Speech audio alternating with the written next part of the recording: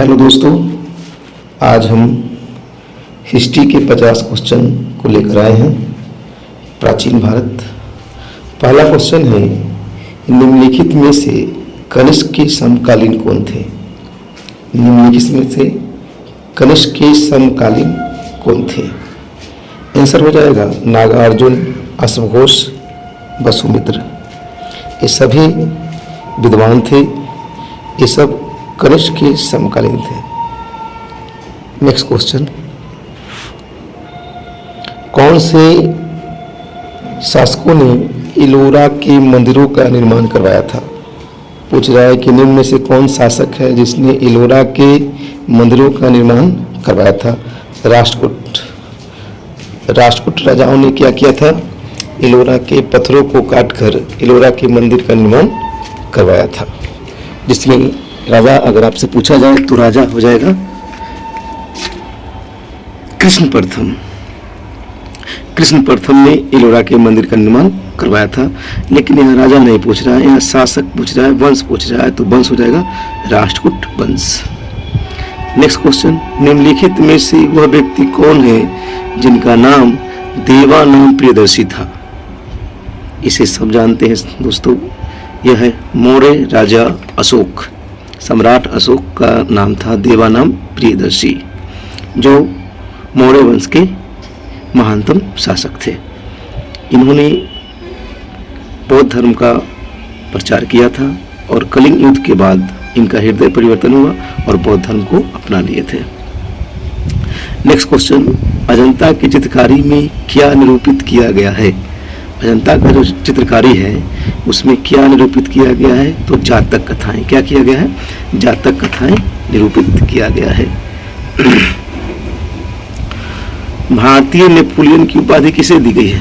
Question कर रहा है कि भारत का नेपोलियन किसे कहा जाता है? तो समुद्रगुप्त को भारत का नेपोलियन कहा जाता है। समुद्रगुप्त गुप्त वंश का बहुत महानतम राजा था, और समुद्रगुप्त का जो पुत्र हुआ चंद्रगुप्त द्वितीय, ये भी महानतम राजा था, जिसके समय में फाहियान भारत आया था। नेक्स्ट क्वेश्चन है, गंधार कला का विकास कब हुआ? गंधार कला का विकास कब हुआ था? कुषाण काल में। कुषाण काल में। कुषाण वंश के सबसे महानतम शासक थे कनिष्क। नेक्स्ट, निम्नलिखित में से कौन सा प्राचीन भारतीय नगर 3 विद्वान संतों कपिल, कार्गी और मैत्रेय का घर था? तो वो था मिथिला। मिथिला में कपिल, कार्गी और मैत्रेय का घर था। मिथिला एक प्राचीन नगर था जो विद्वानों से प्रसिद्ध था। निम्नलिखित में से कौन सी शक्तियों ने तुंगभद्रा दोआब के लिए लड़ाई नहीं लड़ी? गोलकुंडा और अहमदनगर के सुल्तान तुंगभद्रा के लिए लड़ाई नहीं लड़ी। तुंगभद्रा नदी है, तुंगभद्रा नदी के आसपास का जो दोआब का क्षेत्र था उसके लिए राजा लड़ते थे, लेकिन ये 2 राजाओं ने इसके लिए लड़ाई नहीं की थी। नेक्स्ट क्वेश्चन, राजकुमार एलारा ने 2री शताब्दी ईसा पूर्व में श्रीलंका पर विजय प्राप्त की। यह द्रविड़ शासकों के किस वंश से संबंधित था? तो एलारा जो था चोल से संबंधित था। चोल काल 2 बार स्टार्ट होता है, एक 100 वर्ष से 300 वर्ष तक चलता है, 100 से लेकर 300, और फिर 9वीं शताब्दी में 9वीं शताब्दी से लेकर 12वीं शताब्दी तक चलता है। तो यह 2री शताब्दी वाले चोल के बारे में क्वेश्चन पूछा गया था। नेक्स्ट क्वेश्चन, हर्षवर्धन अपनी धार्मिक सभा कहाँ स्थापित करता था? तो हर्षवर्धन अपनी धार्मिक सभा प्रयाग में स्थापित करता था। हर्षवर्धन की राजधानी कन्नौज थी। हर्षवर्धन भी बौद्ध धर्म मानता था। हर्षवर्धन के शासनकाल में वेनसांग आया था। कौन आया था? वेनसांग। कुषाण काल में सबसे अधिक विकास किस क्षेत्र में हुआ था? तो कुषाण काल में सबसे अधिक विकास कला के क्षेत्र में हुआ था। नेक्स्ट क्वेश्चन, पहला ज्ञात गुप्त शासक कौन था? तो श्रीगुप्त। श्रीगुप्त ने ही गुप्त वंश की स्थापना की थी, लेकिन यह स्वतंत्र शासक नहीं था। मानव ने सबसे पहले किस धातु का प्रयोग किया? मानव ने सबसे पहले किस धातु का प्रयोग किया? तो तांबा का प्रयोग किया था। नेक्स्ट, चरक किसके दरबार में रहते थे? चरक कनिष्क के दरबार में रहते थे, और चरक ने चरक संहिता जैसी पुस्तक की रचना की थी, और यह एक बहुत प्रसिद्ध चिकित्सक थे। प्राचीन काल में स्रोत सामग्री लिखने के लिए प्रयुक्त भाषा क्या थी? तो संस्कृत भाषा का प्रयोग किया जाता था। कि कौन सी भाषा? संस्कृत भाषा का प्रयोग किया जाता था। अशोक के अधीन मौर्य राजतंत्र का सबसे सही वर्णन निम्नलिखित में से कौन करता है? प्रभुत्व, स्वेच्छाचारी शासन। प्रभुत्व, स्वेच्छाचारी शासन करता है। आर्यभट्ट और बारामिहिर के सुविख्यात नाम किसके युग से संबंधित है? तो गुप्त वंश से संबंधित है ना। गुप्त वंश के समकालीन थे आर्यभट्ट, और बारामिहिर चंद्रगुप्त द्वितीय के दरबार में रहते थे। नालंदा विश्वविद्यालय विद्या का एक महान केंद्र था। बौद्ध विद्या का यह एक महान केंद्र था। नालंदा विश्वविद्यालय की स्थापना गुप्त वंश के शासक कुमारगुप्त ने करवाया था, और नालंदा विश्वविद्यालय को ध्वस्त बख्तियार खिलजी ने किया था। बुद्ध का निर्माण स्थल निम्नलिखित में से कौन था? बुद्ध का निर्माण स्थल कुशीनगर, यानी बुद्ध की मृत्यु कहाँ हुई थी? कुशीनगर में। और बुद्ध का जन्म कहाँ हुआ था?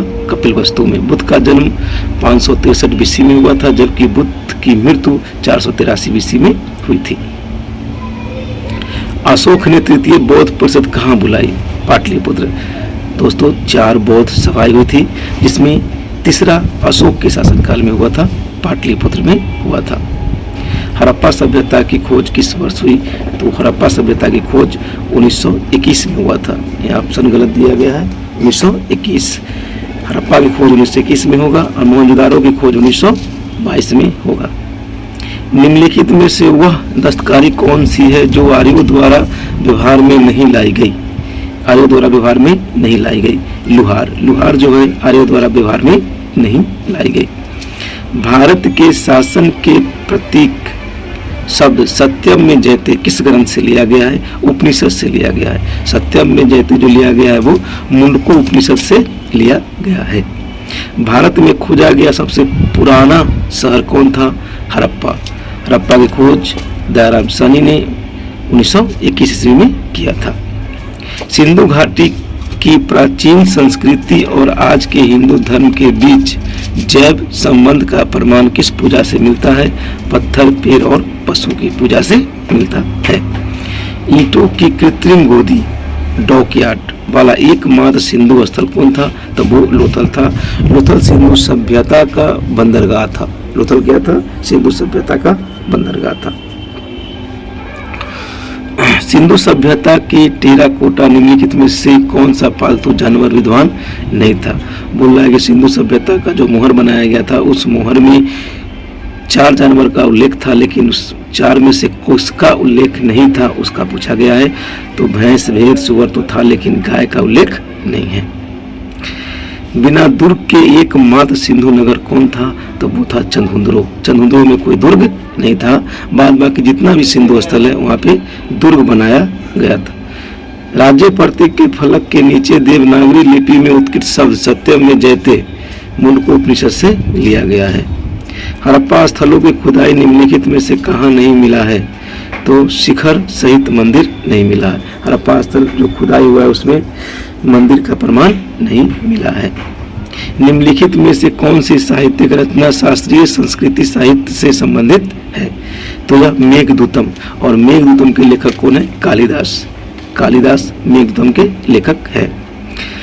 बौद्ध धर्म में समाज के 2 वर्गों को अपने साथ जोड़कर एक महत्वपूर्ण प्रभाव छोड़ा गया। ये वर्ग कौन थे? तो स्त्रियां और शूद्र। स्त्रियां और शूद्र ये बौद्ध धर्म के मेन वर्ग थे जिन पर विशेष ध्यान दिया गया था। बौद्ध धर्म में बुल का संबंध बुद्ध के जीवन की किस घटना से है? तो जन्म से है। जन्म से है, जन्म का प्रतीक है। निम्नलिखित वंशों में से कौन सा गंधार कला से संबंधित था? तो कुषाण। कुषाण गंधार कला से संबंधित था। गौतम बुद्ध ने अपना प्रथम धर्मोपदेश कहाँ दिए? यानी गौतम बुद्ध अपना प्रथम उपदेश कहाँ दिए? सारनाथ में दिए थे। कहाँ दिए थे? सारनाथ में दिए थे। 11वीं सदी में अतुल द्वारा लिखित मुंशी वंश में एक वंश का वर्णन है। इस वंश ने निम्नलिखित आधुनिक भारतीय प्रदेशों में से किस एक भाग पर शासन किया था? तो केरल पर किया था। कहाँ किया था? केरल पर शासन किया था। निम्नलिखित शासकों में से किसने दक्षिण भारत पर हर्षवर्धन के अभियान पर रोक लगाई थी? पुलकेशिन द्वितीय। दक्षिण भारत के शासक पुलकेशिन द्वितीय ने हर्षवर्धन को पराजित किया था। निम्नलिखित में से कौन भारत में सबसे पहले आया? तो सबसे पहले मेगास्थनीज आए थे सबसे पहले कौन आए थे? मेगास्थनीज। मेगास्थनीज को किसने भेजा था? सेल्यूकस निकेटर ने भेजा था चंद्रगुप्त मौर्य के दरबार में। कल्हण की राजतरंग में निम्नलिखित में से किस एक के अध्ययन का स्रोत माना जाता है? तो मध्यकालीन कश्मीर की जानकारी का स्रोत माना जाता है। सम्राट पुलकेशिन द्वितीय किस वंश से संबंधित थे? चालुक्य वंश। चालुक्य वंश के महान राजा थे पुलकेशिन द्वितीय, जिन्होंने हर्षवर्धन को पराजित किया था। लोथल नामक स्थान पर निम्नलिखित सभ्यताओं में से किसकी जहाजी मालघाट था? तो सिंधु घाटी की जहाजी मालघाट था। बुध का अर्थ क्या होता है? बुध का अर्थ होता है ज्ञान प्राप्त करना, या बुध का अर्थ होता है प्रकाश। इसलिए भगवान बुद्ध को लाइट ऑफ एशिया कहा जाता है, एशिया का प्रकाश पुंज कहा जाता है। इलाहाबाद के स्तंभ में किसकी उपलब्धियां उत्कीर्ण की गई है? समुद्रगुप्त। किसकी की गई है? समुद्रगुप्त की गई है। वेदों को क्या माना जाता है? वेदों को श्रुति एवं संगीता माना जाता है। सिंधु घाटी सभ्यता की मुख्य विशेषता क्या थी? तो मुख्य व्यवस्था थी शहरी जीवन, है ना, व्यवस्थित शहरी जीवन। वैदिक लोगों द्वारा किस धातु का प्रयोग सबसे पहले किया गया? तांबा का प्रयोग सबसे पहले किया गया। बुद्ध किस वंश से संबंधित थे? शाक्य वंश से संबंधित थे। बुद्ध किस वंश से संबंधित थे? शाक्य वंश से संबंधित थे। चीनी यात्री फाहियान किस गुप्त शासक के शासनकाल में भारत आया था?